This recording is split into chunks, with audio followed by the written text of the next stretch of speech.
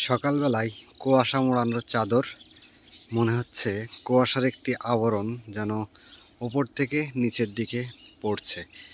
এই নিচেই জমিন থেকে একটুখানি ওপরে মেঘের মতো একটি আবরণের মতো কুয়াশা ভরে রয়েছে। ওপরের দিকে দেখেন ওই একটি স্তর, এই কুয়াশার এই স্তরের ওপর থেকে কিন্তু গাছপালাগুলো দেখা যাচ্ছে, আবার নিচেই কুয়াশা, এর উপরে কিন্তু কুয়াশাটা নেই। এদিকে আবার যেমন পরিপূর্ণ উপর নিচে সমান কুয়াশা, কিন্তু এই দিকের বিষয়টা কিন্তু ভিন্ন। এই জায়গাটা দেখলে লক্ষ্য করতে পারবেন যে কুয়াশার একটি স্তর মনে হচ্ছে পাহাড় কিংবা মেঘের যেরকম আবরণ থাকে সেইভাবেই কিন্তু কুয়াশা হয়ে রয়েছে, যেটি দেখতে খুব চমৎকার লাগছে। এই জন্য আমি এই ভিডিও ফুটেজটি নিচ্ছি এখন।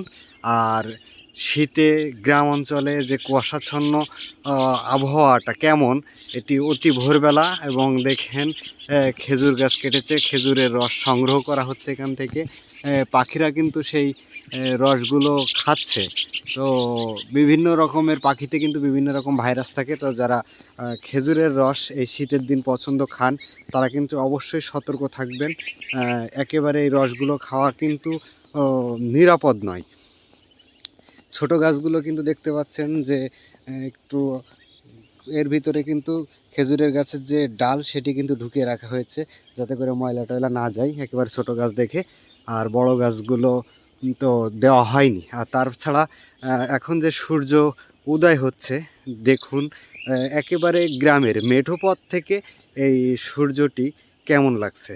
আশা করি এই ভিডিওটি সবারই ভালো লাগবে, এবং কুয়াশার যে স্তরটি আপনাদেরকে দেখালাম এটি মেঘের মতোই, যেন একটি ভিন্ন রকম অনুভূতি, ভিন্ন রকম মনে হচ্ছে আমার কাছে, এজন্য আপনাদের মাঝে শেয়ার করলাম।